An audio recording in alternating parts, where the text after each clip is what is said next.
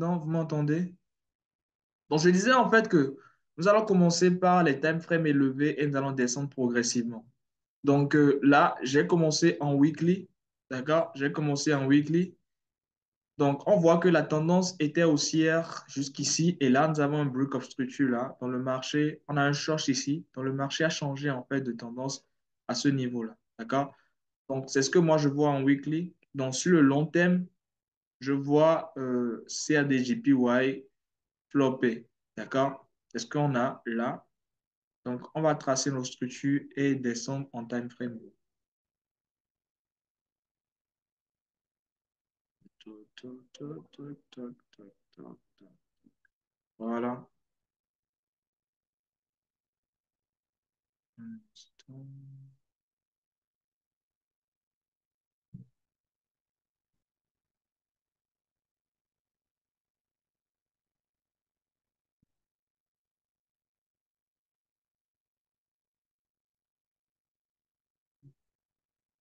OK. Donc, on va descendre en daily maintenant. Donc, logiquement, ce qui va se passer, selon moi, d'accord, dans les prochains jours, c'est que quoi?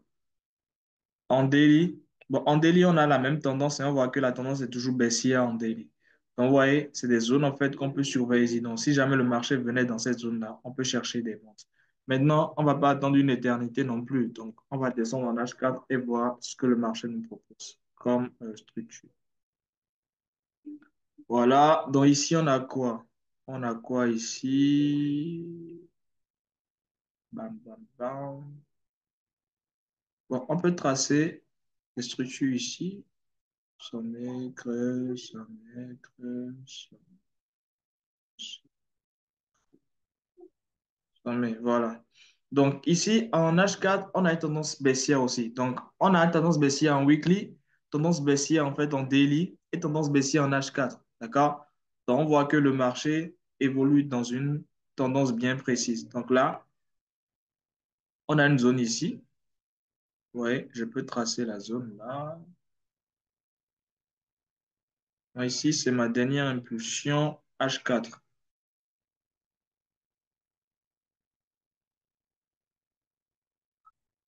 Changer de couleur.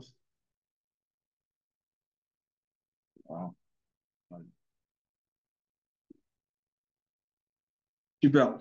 Donc, ce qu'on va faire, c'est quoi? On va juste observer comment le marché va réagir dans les prochains jours. Actuellement, bon, bon, bon, bon, bon, un instant. Je trace bien la structure là-dessus.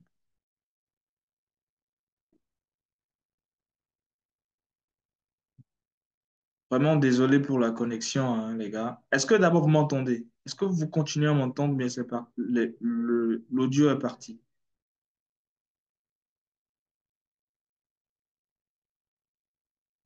Est-ce que vous continuez à m'entendre? Bien, l'audio est parti.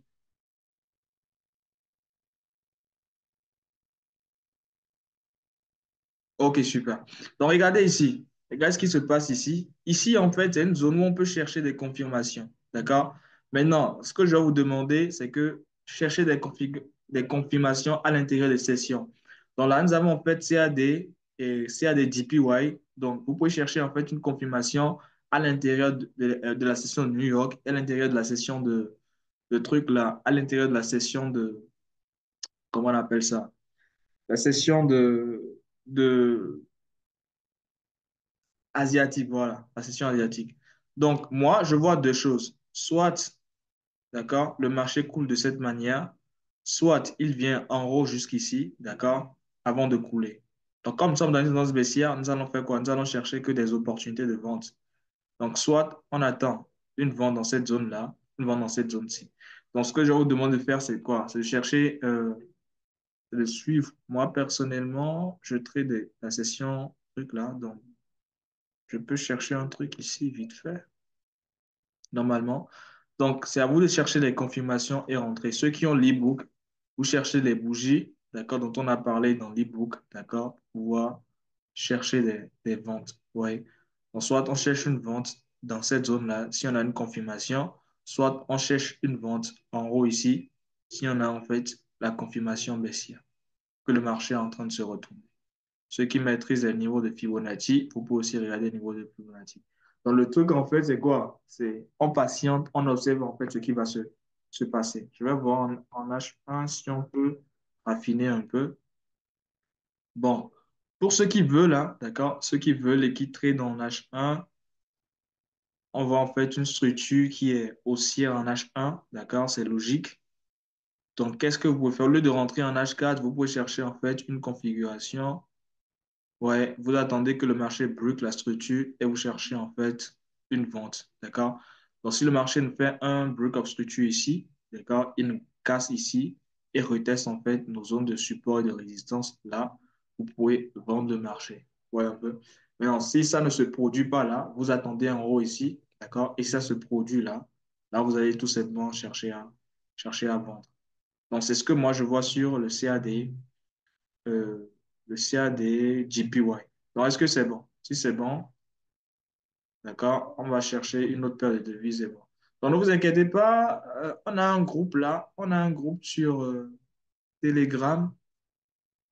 Je vais envoyer le lien en groupe.